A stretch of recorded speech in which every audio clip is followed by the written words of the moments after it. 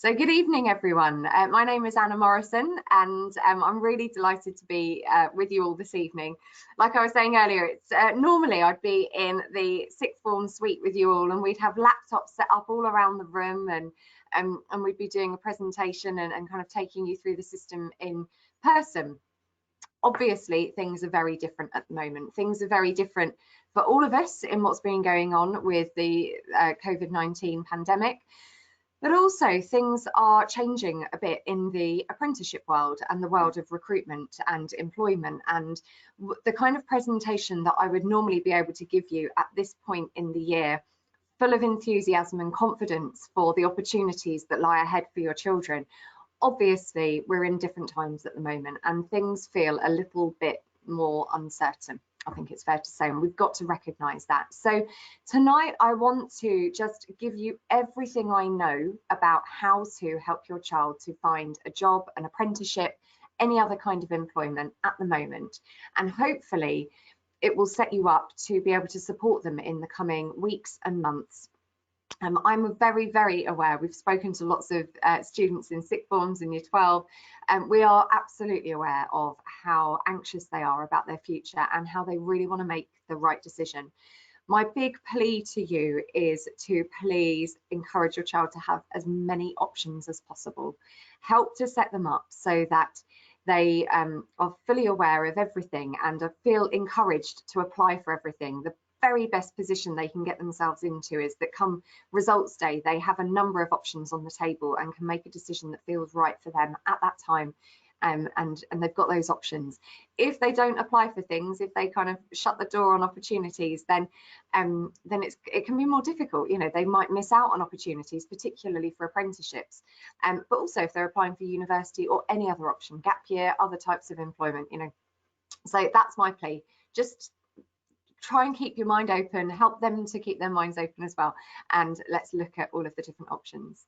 You'll also notice this evening we are trying out a new piece of software, which is to have automatic subtitles coming up.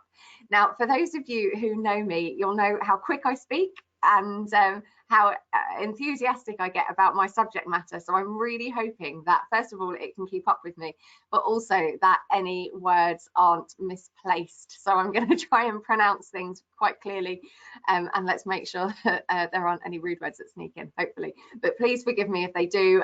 It's a new piece of software that we wanted to try out. We're really trying to broaden our accessibility, and we know for many individuals, they want to watch things with subtitles. So this is what we're trying out.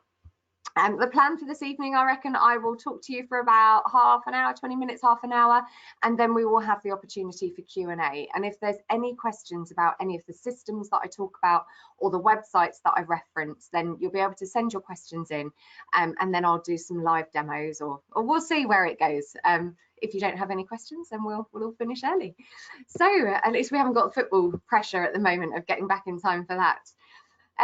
Okay, so searching for jobs in the current market, like I've said, it's really difficult for everyone at the moment. There is so much uncertainty about what's coming and what the labour market is going to look like in the coming weeks, months, years even.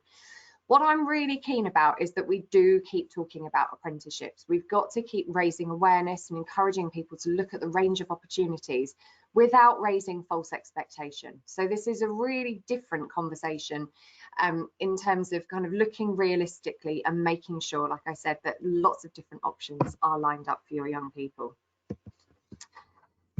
Let's move on to the next slide. So first of all, one of the things that we've done through our website, amazingapprenticeships.com, is set up a series of different pages there to support you.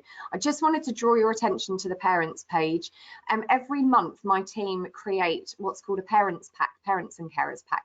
And through that parents pack, we promote lots of different angles, pieces of advice around apprenticeships. It's all free of charge, it's open access. I know John Henry Newman are brilliant and they send it all out to you anyway, but if you ever wanted to go back and find any back copies or look at different editions, then please go there. And we've just put a selection of the parents packs on that page. But if you go into our resources section, which is the box below, then you'll be able to access every back copy should you wish to, and look back on everything that we've done.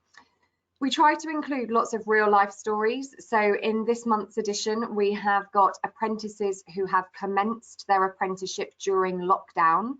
So it just goes to show there are jobs and employers are recruiting, but we are seeing smaller numbers than we've ever had before, obviously. So there are also case studies in there from employers who are talking about their apprenticeship programs. Brilliant interview with Capgemini, who have a really fantastic diversity and inclusion program for their apprentices. So it's worth having a look at, even if you just skim through it each month. Hopefully there might be something in there that will help you. We also try to put our kind of parent hat on and think, what are the kind of conversations that might be happening at home, and which are some of the questions that parents might have about apprenticeships and confidence in apprenticeships and the apprenticeship product, if you like, versus other opportunities. So we have tackled in this edition some questions around furloughing. What happens if you are furloughed? What happens if you're made redundant as an apprentice? You know, you've got to remember that apprentices are employees first and foremost. So we do have a number of apprentices that have been furloughed, and we have a small number who have been made redundant so far. Obviously that could change as the job retention scheme continues.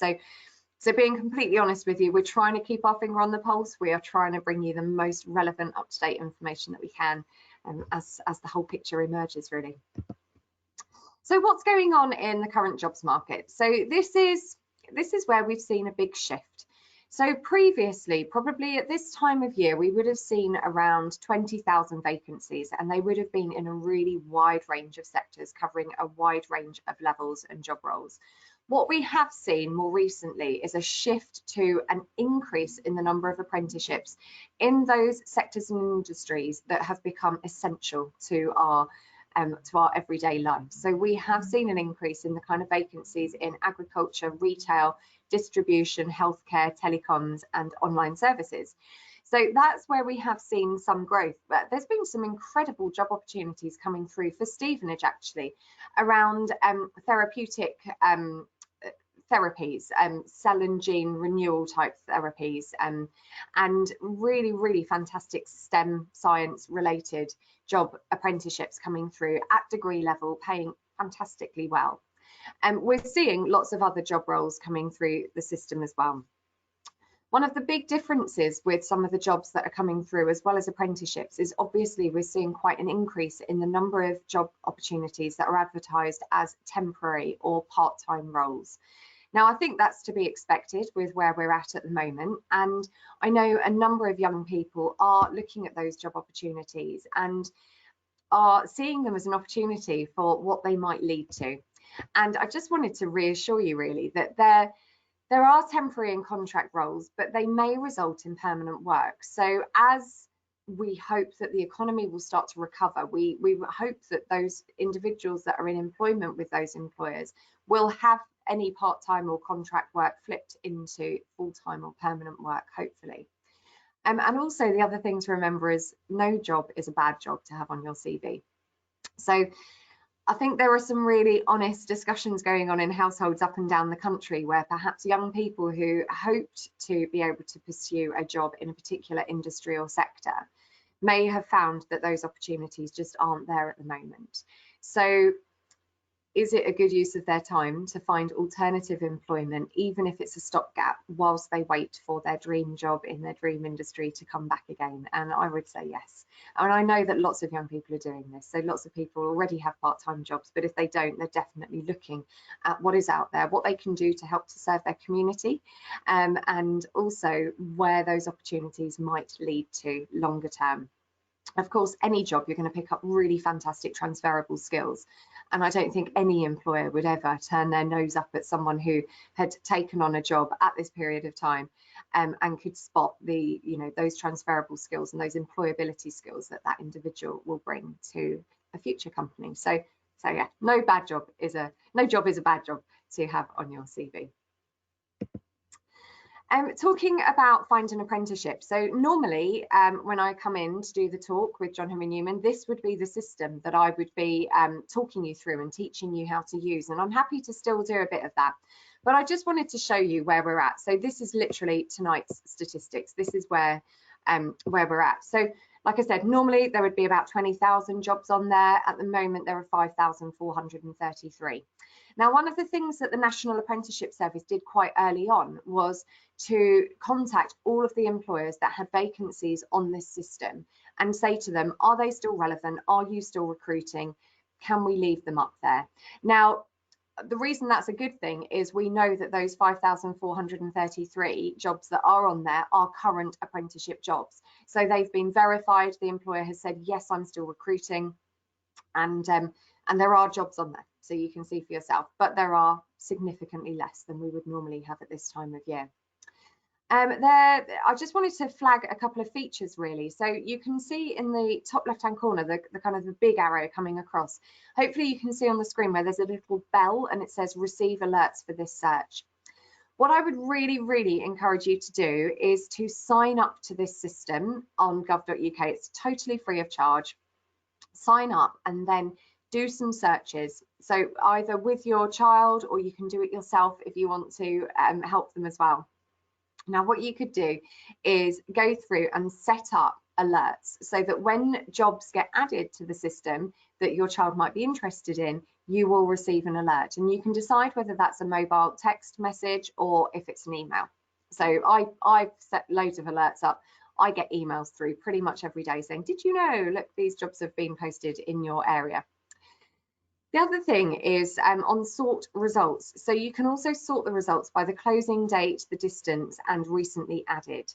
So if you wanted to go in, say you haven't set up alerts, but you wanted to do a particular search, I don't know, engineering, say, and you typed in your postcode and you did a 20-mile radius search, you might want to go to recently added, because that will bring the most recently added ones to the top of the list for you. But also you may like to look at closing date as well, so that can help to prioritise the focus of the application by going through and looking at the closing date, and obviously responding to the ones that have got the shortest closing date first. The other reason I think it's really good for parents to set up an account on Find an Apprenticeship, this system, is because the job titles can be quite deceiving, and many young people that I've worked with over the years would look at a job title, perhaps like this one, Apprentice Patient Support Facilitator, and go, don't know what that is, not going to look at that one, and just skim past it. Whereas I think perhaps parents, with your breadth of knowledge and experience of the workplace and the weird and wonderful job titles that employers have a habit of coming up with for things, you might say, hang on a minute, I think that one is worth clicking on, and kind of encourage that inquisitiveness into the different job titles, and yeah, hopefully encourage them to look at it. I just think it will help to broaden awareness of what's out there and help your child, whilst they possibly have got more time on their hands than they might usually, to do some of that exploration work and understand the different terminology and job titles that employers are using. If you are searching for an apprenticeship, I would say Find an Apprenticeship. This system is always going to be your first port of call. So it's not mandatory for all employers to use this system, but it's definitely the preferred system. So training providers who work with employers to get jobs advertised will always encourage employers to use this. The reason I'm using language like that is because we can encourage and persuade, but they don't always like to use it. So there will be a number of employers who don't want to advertise on the government system because they perhaps have their own in-house recruitment system. And they will say, no, no, thank you. We don't need to go onto the government system because we've got our own in-house thing. So what we want you to do, training provider, is just direct people to our website. And we know we'll pick up enough applications there. This is where it gets slightly frustrating for you and for your children, because there is not one place that you can go to find all apprenticeship vacancies. What I'm about to show you is a selection of the different places that you're going to need to look. This is basically real life job hunting skills. When you're looking for an apprenticeship, it's exactly the same as if you were looking for any other job. You've got to look on lots of different sites, lots of different areas. Next one. Okay, so the next government system to tell you about is there is a system called Find a Job. Now, this Find a Job system is predominantly used by the Department for Work and Pensions, so Job Centre Plus, basically. It's a massive jobs repository, and it's really well known by lots of employers. It actually covers the whole of the United Kingdom. It's not just England. Find an Apprenticeship, the system I just showed you, is just England. this one is everywhere. You can search by disability confident, which I think is encouraging as well. And you'll see the difference. Obviously, on Find an Apprenticeship, just over 5,000 vacancies. On here, there's 71,000 vacancies. So it's well known by employers, but not all of the jobs on here will be apprenticeships. In fact, the vast majority won't be. That's not a bad thing. You know, if your child is looking for a job, then you need to know where the sites are to help them find a job. It doesn't have to be an apprenticeship. There is a really good chance that even if your child found their way into a job and it was a full-time job or more than 30 hours per week, then the employer will be encouraged to convert it to an apprenticeship in time. So it could still turn into an apprenticeship ultimately, but it might not start off as an apprenticeship. It could just be just a job. And I don't mean just a job, but, you know, a job, not an apprenticeship job, which would be the job with the formal apprenticeship training structure around it. Different places to look. Came up on its own. Okay, so first of all, there's lots and lots of general jobs websites. So you will have seen them advertised, or you will have heard of them before. Indeed, Monster, Total Jobs, those kind of jobs websites. It's really worth encouraging your child to look on all of those job websites. We know that Indeed is a really popular one, and encourage them to sign up for alerts, submit their CV, see what's out there. I mean, it doesn't take very long. You can usually do it in just a few clicks, and then start receiving notifications when jobs come through that you might be interested in. We have seen an increase in, obviously, seasonal work. So there is now a website that's dedicated to seasonal labour, which is predominantly linked to the agriculture sector, I would say, although there are other sectors that it picks up as well. If they were interested in that kind of seasonal work, then they can go onto a website like Seasonal Labour, and a lot of those vacancies have been collated into one place. That was one thing that the government kind of supported the agriculture sector to do. Company websites. Now, this is quite time consuming, but it's really worth doing. So if your child has a particular sector or industry in mind, then it's really, really worthwhile going through and trying to think of all of the employers that might offer jobs in those areas and starting to make a list of their websites. Now, for larger employers that have a regular apprenticeship intake, they will have a website, and you usually can sign up to some kind of careers alert on those employer websites. And not all of them will have an alert system, which is why I would suggest you keep a list of them so that you can keep going back and revisiting them. What we are finding with some of the larger employers is that some of them are carrying on business as usual and are recruiting, but have turned it into an online recruitment process. So it's all done virtually through video interviews, video kind of assessment centres on Zoom where you've got other young people, telephone interviews, psychometric testing, but done on a computer, and all of it has just become a distance model. Some employers have said, we don't know yet, so we're going to pause our recruitment. Now, this is really, really frustrating for some young people who were midway through applying and had already started applying for apprenticeships, and those employers are just saying, we can't tell you yet if we're going to start, if we're going to bring it back in terms of the recruitment process and get going again, or if we're going to need to stop. So those are quite uncertain. And then other employers have said, no, sorry, we just can't see it through for this year, but we will pick it up again in 2021. So I wish I could tell you that there was one place you could go to see what every employer is doing, but I'm afraid it's very individual. And obviously some employers are changing their minds as well. So some employers perhaps who thought they weren't going to recruit now are recruiting because they've got a skills shortage or a gap in something.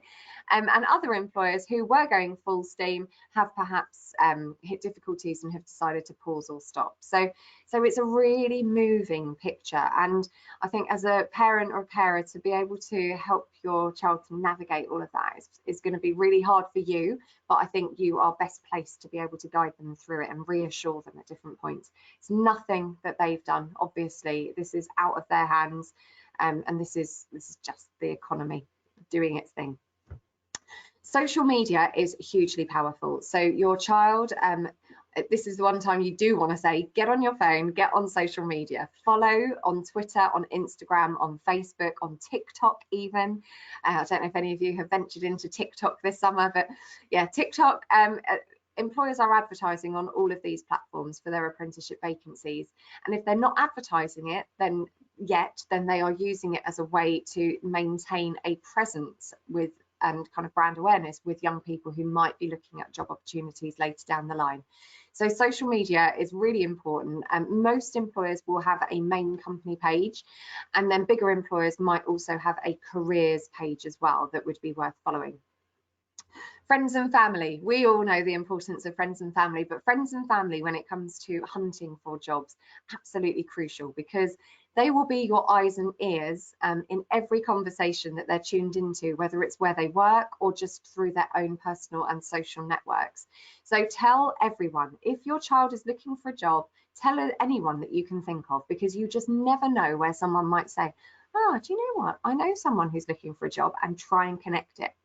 With apprenticeships, employers are allowed to match outside of advertising. So actually, if they had a vacancy and they spoke to your child and felt that your child was going to be right for that job opportunity, then it doesn't need to be advertised publicly. They would be able to potentially offer it to them.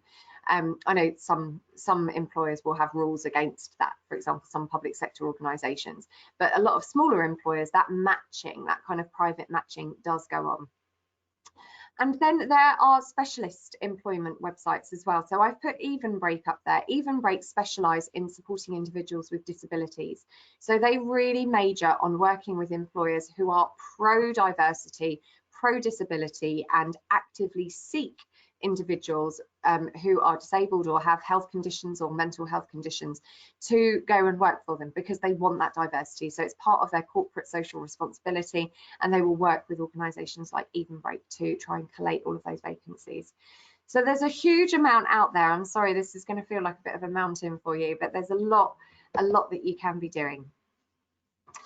Bringing it back to me to home, amazing apprenticeships on our company website. We work with nearly 100 of the biggest brands, kind of the UK's leading employers in the apprenticeship space, and we get to work with them to really understand what their programs are and the kind of programs that they offer.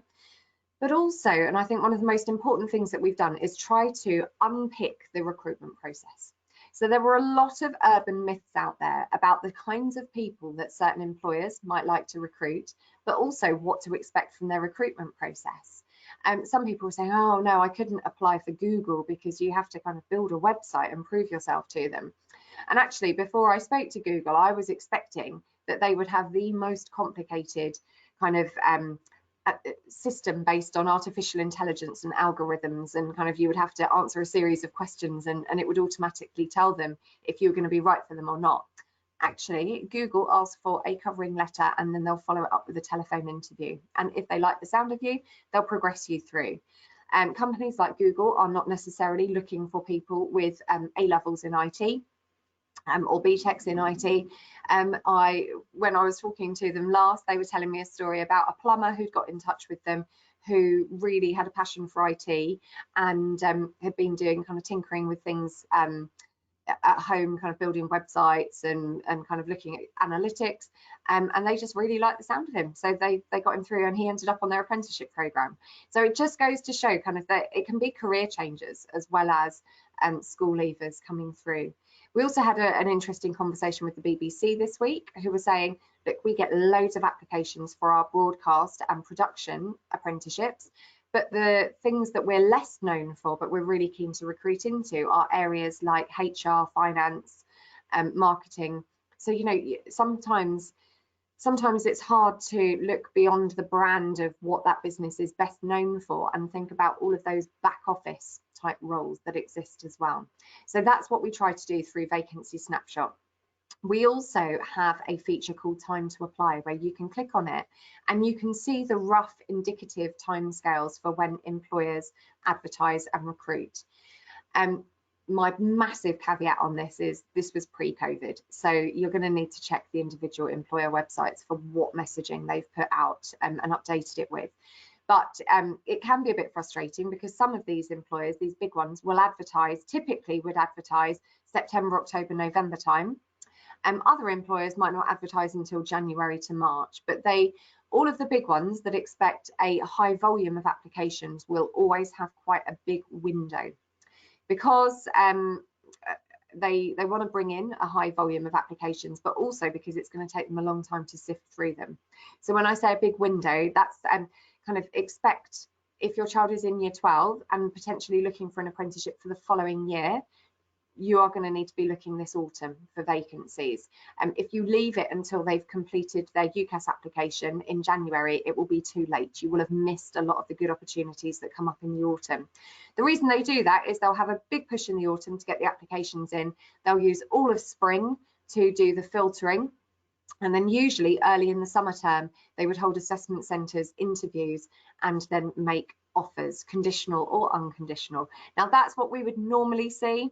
I can't tell you what it's going to be like this autumn. I really hope that we're going to start to see a return to some of that that pattern of recruitment. But we will, through the Parents Pack, through John Henry Newman, we'll try and keep you as informed as possible.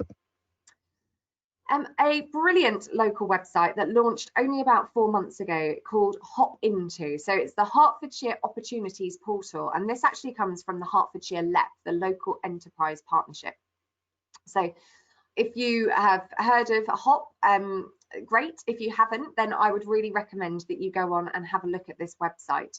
The bit that you need to click onto is here in the middle, and it says opportunities. And if you click down, then it's got courses, apprenticeships, and other job opportunities that you can look at. There's various local employers that they've put in the spotlight. So the employer spotlight just highlights some of our brilliant employers that we've got locally. We've got loads of award-winning employers in Hertfordshire, definitely from an apprenticeship point of view.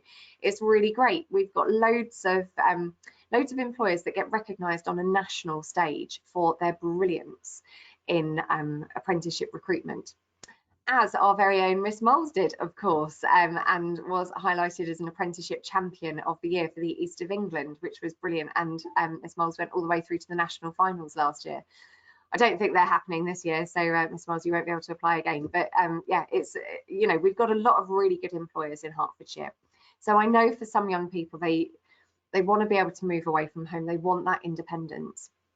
Doesn't mean that they can't do that in Hertfordshire. You know, if they start working for an organisation, if they meet other young people, it's very, very common that they will then kind of club together and get shared accommodation together. So they still get that experience of moving away from home. Obviously, some young people don't want to, and they're very, very happy to take their salary in every month and live under your roof rent-free if they are so lucky to do so. So, you know, whatever works for the families. Another website to tell you about is YC Hertfordshire. So Youth Connections Hertfordshire, rebranded into YC Hertfordshire. This is powered by Hertfordshire County Council. So in Hertfordshire, we're very lucky. We've retained a really big youth service or youth support service type facility to work with young people. Now, they are available to support any young person. So this is not just for young people who perhaps don't get the grades that they want, or didn't complete their school year, or find themselves, you know, in whatever situation, kind of struggling to access employment. This will absolutely be suitable for any child to seek support through. So YC Hertfordshire, really brilliant service, free of charge, of course, as are all of these services, yeah, it's really worth knowing about. YC Hertfordshire tends to, well, they used to have a lot of presence kind of on the high street, so you may recognise the logo, and they used to have almost shops, like drop-in shops. A lot of that has gone now, and a lot of the support is online or on the telephone, but they've got such brilliant dedicated staff who really, really do care and want to make a difference. So definitely worth knowing about. And then just some other things to remember. So the adverts that you will see are live. So when you go onto that Find an Apprenticeship system, it won't tell you about the jobs that used to be on the site, and it won't tell you what's coming up. It's literally a live snapshot. So don't be disappointed if you go on there and there isn't very much at the moment, because we are hoping that that will start to improve. You may be aware as well that our Prime Minister has announced an apprenticeship guarantee. We don't know the detail of what that will involve yet, but we hope that it will mean a lot of job creation for young people.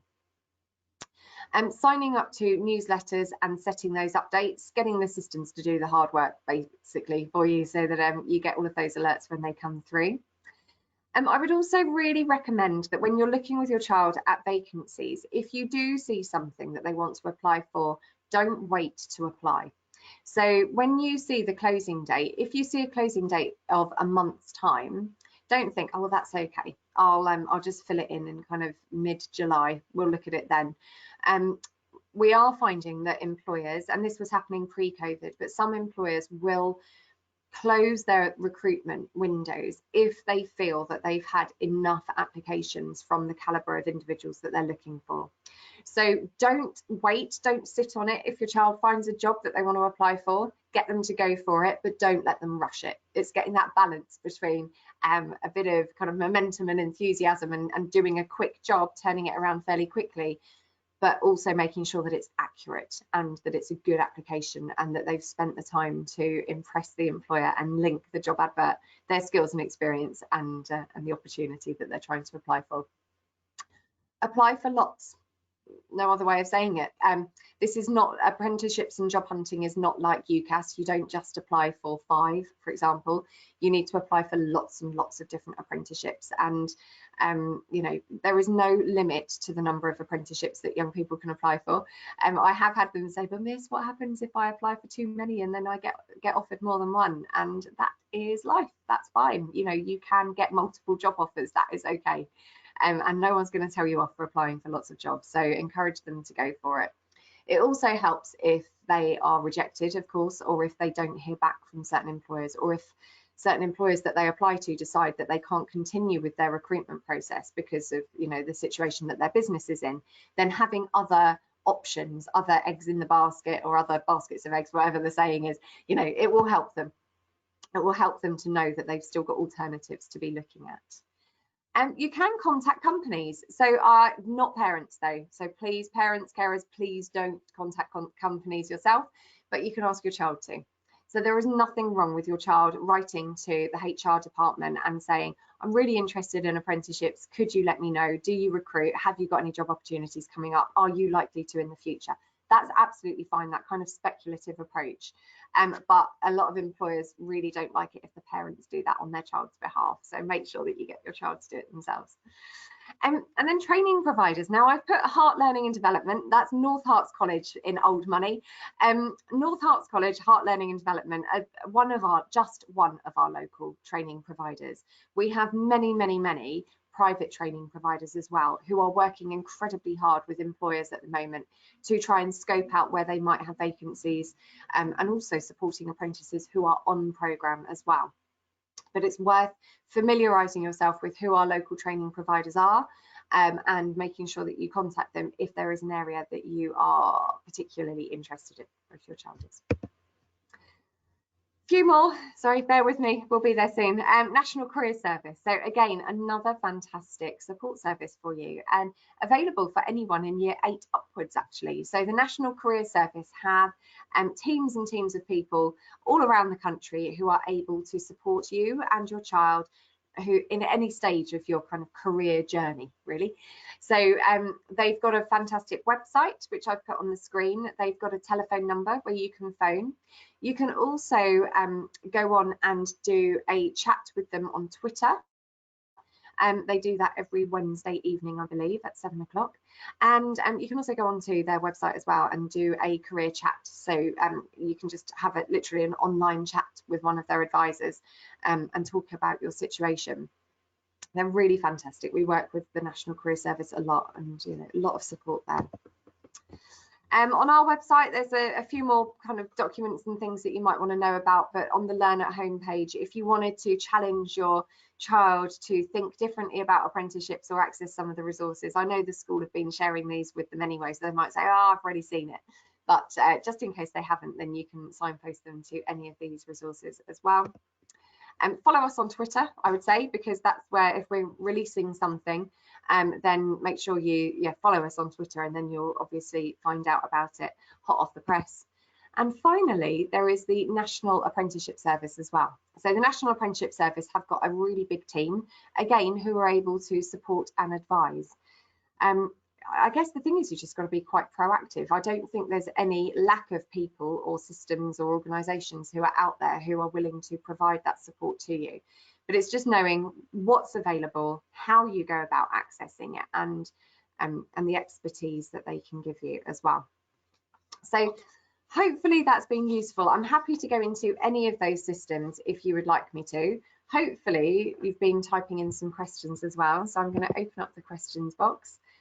And no questions. Come on, hit me with them. So what I'm going to do is put your hands down, everyone, and if anyone has got a question, or if anyone would like to say anything, or Miss Moles, if you'd like to come back online, feel free. I've got very comfortable with this now, these kind of awkward silences and just chatting away. This is my inner radio DJ, obviously. Without the music, I'm not singing for you. Okay, so Miss Moles, I think you can unmute yourself and come in and join me. There we go. Hi. Think I'm in. There we go. Yep, perfect. Yep. I just wanted to add just one other search engine that we're using now in school, which is Unifrog. I know that all the students have signed up to that as well. That's got a great platform for universities and apprenticeships, and it also has some career ideas. I know that we're looking in our enrichment week, which is going to be the 29th of June, there's going to be lots of opportunities to start personal statements, look at applications, interview techniques, and also use Unifrog to kind of search for different career sectors and kind of do a little bit more skill testing as well. So hopefully that will be useful from the 29th of June, enrichment week. Brilliant, thank you. All the wonderful websites that you've shown them today. Yeah, I mean, that's it. There's so many places to look, and I think that can be quite hard, quite frustrating for them to stay on top of all of this. Right, I've got a few questions coming in saying, are there any apprenticeships you would recommend for a child interested in criminology? So it's a bit sideways, I suppose, but there are now a great number of legal pathway apprenticeships. So you can go in and train as an apprentice all the way up to solicitor level. So I know that's not quite criminology, but that's available. The other route that is available is police officer. So you may remember our new Prime Minister was announcing 20,000 new police officers to be joining. Simultaneously, the apprenticeship standard for police officer was released, and so the way this has gone is basically every police force in the country is part of the apprenticeship levy. So the apprenticeship levy is a tax that any business with a pay bill of £3 million or more has to pay a mandatory tax on. And the only way they can recover that tax back from the government is to spend it on apprenticeship training. Therefore, we've seen a huge increase in interest from businesses in them wanting to recover that apprenticeship funding and get that money back into their business. So the police constable apprenticeship is really popular. Now, I know I've spoken to Beds, Herts and Cams Constabulary. They recruit apprentices into the police force. They also do for the Met Police as well, and many of the other big constabularies. So I think that would be worth looking at. And the other thing you could do, actually, let me see if I come out of here and I go into here. I can never resist doing this. This is what's great, I think, about live demos. So there's this website called the Institute for Apprenticeships and Technical Education. Now, I wouldn't say you need to worry too much about this website for job search, but if you're looking for a particular area, this is where it can come in really handy, because you'll see here that there's a keyword search. So let's type in criminology and see what comes up. No, so you can see there it's got a pop-up saying your filters returned nothing. Maybe if we typed in crime, that might be okay. Right, great. So what we can see here is it actually shows you all of the different apprenticeship standards that have been developed but are in development as well. If you're a bit of an apprenticeship geek like me, obviously spend my days looking at apprenticeship information, you'll see here that we've got the police constable degree apprenticeship. So that one where it says approved for delivery, and you can see that tick in the kind of suitcase in the middle, that means that employers are able to offer that apprenticeship. The one at the top, serious and complex crime investigator, which sounds like that could be much more linked to criminology and kind of that side of things, where it says current status, it says it's a proposal. So that means that basically a group of employers, and it will be police forces from across England, will have got together and said, we think we need an apprenticeship in this area. And they have put the proposal forward to the Institute for Apprenticeships and Technical Education. What happens then is those groups of employers have to go through a process over a year or more of working together and designing that apprenticeship. And it has to get signed off by the Institute for Apprenticeships, who are like the government body, if you like. They're separate to the government, they're independent to the government, but they are the ones who will rubber stamp it and say, yes, this is going to be a quality apprenticeship, it's at the appropriate level, and they will also decide the funding that goes with it. Now, you don't need to worry about the funding. All apprenticeships will be funded either by the government or the employer, or a combination of the both. Your child will never pay for an apprenticeship. But this is interesting because if you're, like I said, a geek like me, then you can see what's going on against particular apprenticeship standards. But it's a really good way to go to this website, and sometimes you have to play around with the terminology. As you saw, criminology threw up nothing, but crime has given us a few different ones. So hopefully that's useful for you. Right, I'll keep working through these questions. How long do most apprenticeships last? Okay, I can tell you how short the minimum is, which is 12 months. So all apprenticeships must be a minimum of 12 months, but it will depend on the level of the apprenticeship as to how long it lasts. If your child was doing an intermediate apprenticeship, which I don't think any of your children would be if they're at school until the end of year 13, then an intermediate apprenticeship is usually 12 to 18 months. An advanced apprenticeship, which could be a stage that your child goes on to, normally around 18 months to 2 years. If they were to go on to a higher apprenticeship, so a level 4 apprenticeship, I would say probably 2 years-ish. And if they were going on to a degree level apprenticeship, so level 6, which is equivalent to a full degree, I would say you'd be looking at least 3 years and sometimes 4 or 5. Because if you imagine, they're working full time and 20% of their time is off the job. So you will also see some employers advertising degree apprenticeships, but what they will have done is wrapped up some of the lower levels into it. So some degree apprenticeships like solicitor will be advertised as a 6-year programme, but actually it takes them from a school leaver right the way through to qualified solicitor. So yeah, they might not be with a university for all of that time. They might be with a different training provider and then get handed over to a university at a certain point. Hopefully that's clear. So minimum of 12 months upwards. What's the average earnings in an apprenticeship? Good question. There's all sorts of surveys that go out. I think it depends on the level, it depends on the employer, it depends on where we are regionally, geographically. Now, the good thing is, I think being in Hertfordshire and being close to London, our apprentice salaries tend to be a bit higher, which is good. There is a national minimum wage for apprenticeships, which is currently £4.15 an hour. I don't agree with it at all. I wish they'd get rid of it because it's lower than the normal national minimum wage. Saying that, the majority of employers in Hertfordshire particularly do not pay national minimum wage. The majority of employers pay significantly more. If your child was leaving school going on to a higher or a degree apprenticeship, I would expect them to be earning around £15,000 or more. Some employers will pay significantly more, so they might start their apprentices on £20,000 or £25,000. As an 18-year-old coming out of school, I know it's incredible. Some employers may start them slightly lower. Excuse me. Thought I was going to sneeze them. Okay, so they might start them lower. So some employers might start them off on a salary of maybe £12,000–13,000 and then have a sliding scale. So the more that that individual can show that they are giving a return on investment to the company, the more they will be paid. So some employers will do it like that. Others will just bring them in on the same salary scale as other members of staff. So it's really difficult. This is why you need to do your research. And when you go on to find an apprenticeship, you will find a huge range of salaries.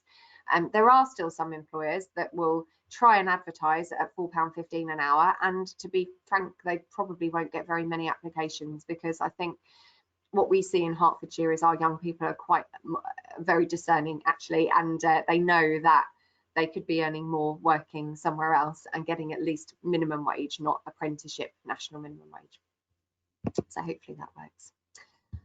Someone's saying, are there typically any apprenticeships in interior design? I have seen a few, but I would say they're few and far between, just because I think the kind of interior design world, and I'll put it in here, let's see what comes up. So the interior design world, I think, often is something that individuals go into. I don't know if that's fair to say, but it feels like it's more, it's less mainstream. We see less of those kind of jobs coming through. And typing in interior design, I'm afraid, has not brought up anything. So it doesn't even look like there is an apprenticeship standard in it. Apprenticeships aren't going to be the fix-all for everything. They're way better, a million times better than they have been over the past 5 or 10 years, but it's still an area that is growing. Someone's saying, are there any apprenticeships in costume design? Now that's one that I definitely have seen, and we have seen, all right, let's put costume in and see what comes up. There we go, costume performance technician.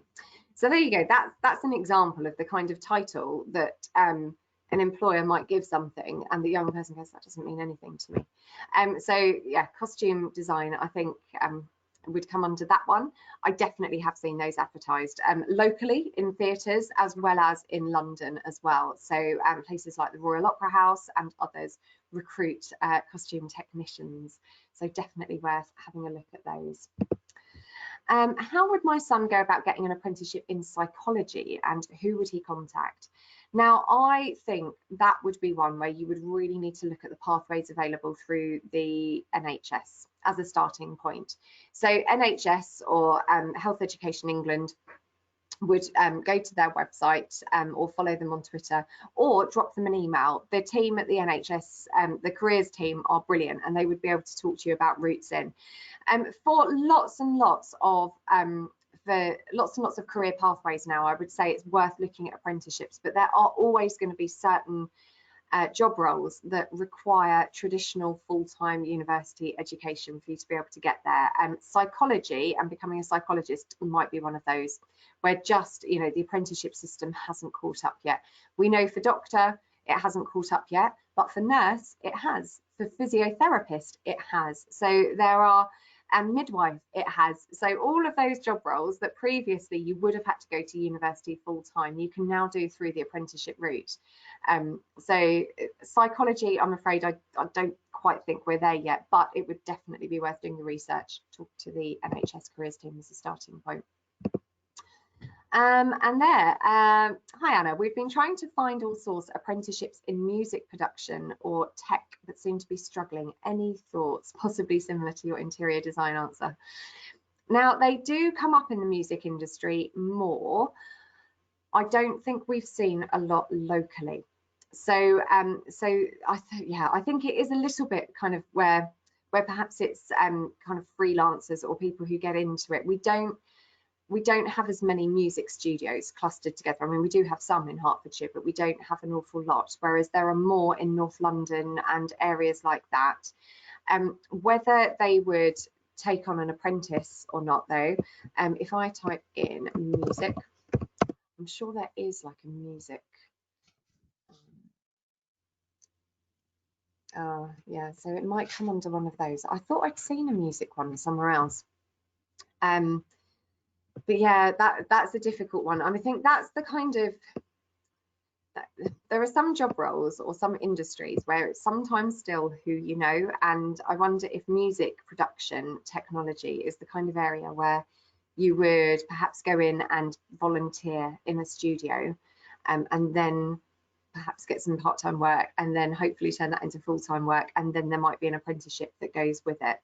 I need to look into the music one, maybe it's in there as sound. I definitely have seen it. There's an obvious connection, isn't there, with my sister in the music department, so I'm sure I have looked at this one before. Oh, there we go, acoustics technician. So that kind of one could be it. You'll see sonographer comes up as well. Live event rigger is quite a fun one for anyone who's got children who would be interested in that. We've got apprentices who manage to tour the world with some of the most incredible bands, going around and rigging up their events. But also we've got apprentices who work at Glastonbury and other kind of festivals, obviously when we're not in the middle of a global pandemic and everything's working normally. But you know, some of those job opportunities do exist as well, and are hugely exciting for the young people who are working in them. Any more questions? Sorry if I haven't given you full questions. I try to know as much as I can, but I also try to know my limits and not pretend that I know something if I don't. If I apply for an apprenticeship in accounting, what does the typical apprenticeship program look like in terms of training providers? Really good question. So for apprenticeships in accounting, this happened kind of before all of the apprenticeship reforms actually, but the apprenticeship pathway was aligned with AAT, so the Association of Accounting Technicians, meaning that you can come out of school and go onto your AAT program, and you probably would go in at level 3 and work your way through level 3 and level 4 accounting technician. Then it will split and you'll either do CIMA or ACCA or ACCA. So CIMA to become a chartered management accountant, Chartered Institute of Management Accountants. I can't remember what ACCA stands for, but I think they're the two routes that people usually take. They are all supported with the apprenticeship pathway. So you can now, instead of with CIMA, traditionally people had to self-fund and you had to go and do all of your studying at the weekends in workshops and spend a lot of money actually to pass all of those exams. Those are all now available through the apprenticeship pathway. So you can get all the way up to Chartered Management Accountant through the apprenticeship pathway, which I think is really great actually. And is hugely popular. Now for accountancy, again, that would be an area where I would be saying, look at the small local businesses as well as the lure and attraction of the big businesses in London, for example. You know, we might be in a different place. People might not want to do that commute into London anymore. So there are some brilliant, fantastic employers that we've got locally who would offer those kind of opportunities. Also, accounting is one of those areas where you could work in an organisation like Coca-Cola, the BBC, the NHS, and you could be working in their finance team and get as much breadth of experience, but working for one organisation rather than working for lots of other organisations that might come through an accountancy firm. I know my local accountants that I use, Jones Hunt, take on apprentices. They've got a really brilliant programme. So it's always worth contacting them. I'm sure they wouldn't mind hearing from lots of young people looking for apprenticeship opportunities. But loads and loads of local accountancy firms will take on young people as well. And in fact, we've seen quite a few John Henry Newman students go through the accountancy route very successfully and go on to have fantastic careers in the finance industry. Any other questions? No. Okay. Well, it's nearly 8 o'clock, so we can let you go. I hope you have found this useful, and more than happy to come back and do another session for you early in the autumn term when we might know a bit more, and to kind of work with you and support you over this coming academic year so that your children are best placed to have that great long list of options and choices available to them next summer. I'll just see if Miss Moles would like to come back in and say any final words. There we go. Hello. Hi. Brilliant. I just wanted to say a big thank you for your time this evening. It's been incredibly informative, and hopefully you've all got something from it. And thank you to the parents and students who have joined us this evening. And if you've got any more questions as well, I'm more than happy to receive emails. So at molesj@jhn.hearts, you know the email. Thank you. Brilliant. Thank you And so take much. care. Yes. Stay safe, everyone. Take care, and look forward to working with you in the coming year, hopefully. Thank you. Bye-bye. Thank you.